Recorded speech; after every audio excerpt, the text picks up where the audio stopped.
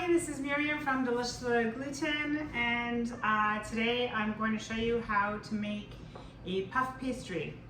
It's gluten-free, obviously, and it's very similar to a technique that you might use for regular either pie making, or it's called rough puff, which is instead of doing the traditional butter packs and layering it, you can make a small amount just with some cold butter cubes and some flour and salt, and that's it, and some water, of course.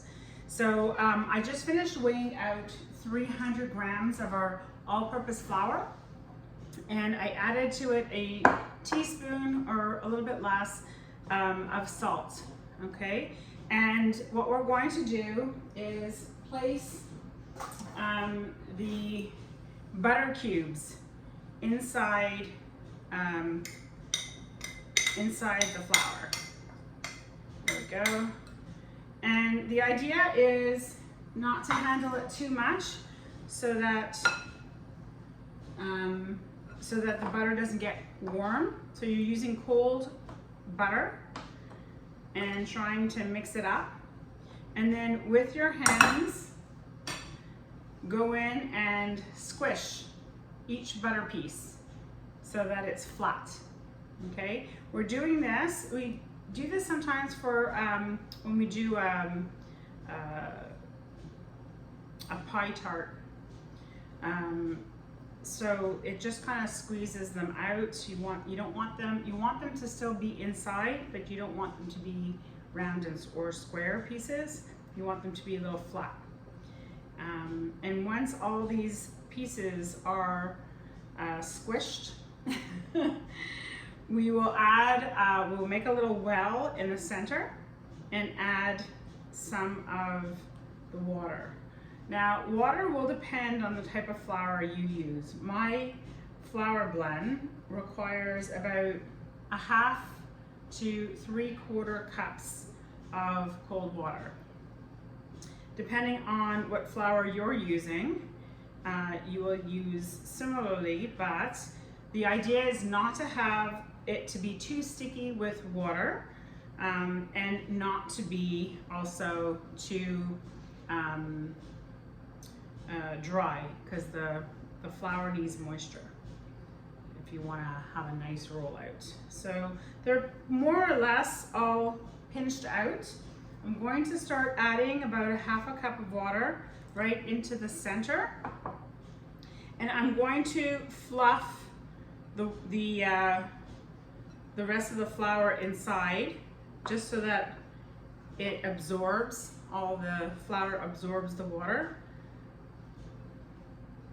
And I'm going to check, I'm going to sort of knead it a little bit with my hands, and I'm going to check whether or not it actually will gather and have enough moisture, or if it needs a little bit more water.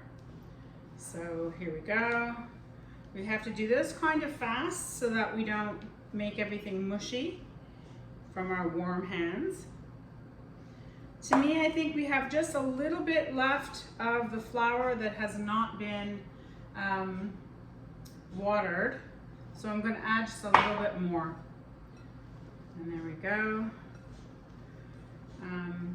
And I don't want to go too much at a time, otherwise it will become potentially too sticky, and then you can't go backwards. Little tricky business this is. Okay, it feels good. I think what I'm going to do is I'm just going to roll it right, put it all onto, I see some of the flour hasn't been moisture, but I see the other ones a little bit more. So I'm going to see if I can gather the dough like this. And some of this is not with water, so I'm going to add the dry pieces back into the bowl, add a little bit more water, not too much, and there we go.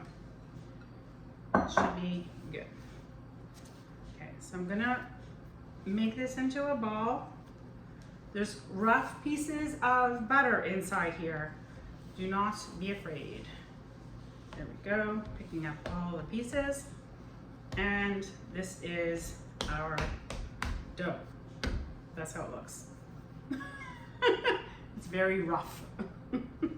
But we're going to be kneading it out. So I'm going to clean my hands as best as I can. It's not sticky. You see, not sticky.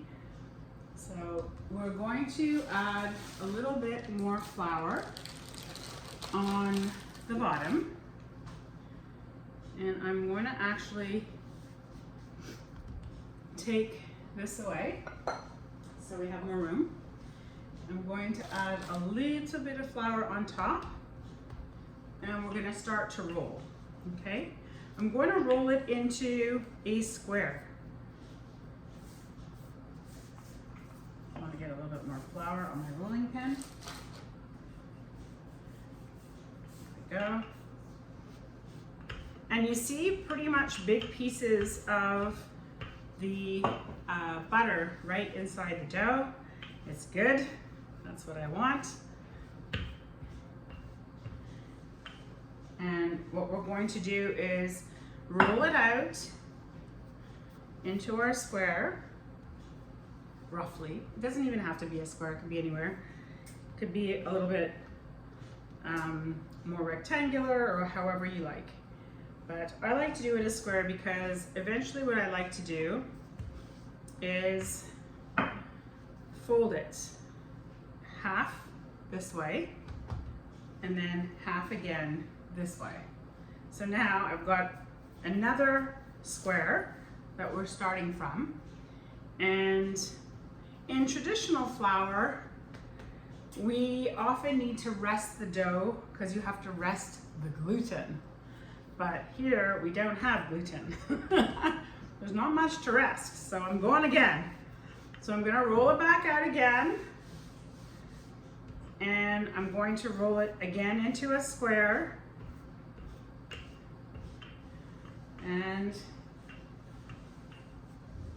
I will fold it again, halfway, and again in quarters, and normally now I should really put it into the fridge, get hard again and start again, but I'm not. I'm gonna go again. So you can do that. If you find that the dough is hard to work with, you're more than welcome to put it back into the fridge. My dough is feeling fine, and I say that because I feel that it's still very pliable and I'm getting good results, so I can continue to keep going. I just have to keep flouring a little bit so it doesn't stick too much. And again, I'm going for my square. So it now looks pretty even. I should say it's time to stop. We've layered our butter and our flour, and I'm putting it into its last square. And I think we are ready to use it. I normally cut it in half, like this, and you can see my layers. And I wrap it up in saran wrap, and I can use it as a puff pastry. I'm going to do my first puff pastry today with some roses, some apple roses, because tis the season. But I'm going to put this right into the fridge and do that later. I just wanted to show you guys how I make my rough puff, gluten-free, super easy, using our delicious without gluten flour, a little bit of salt, and some water. That's it.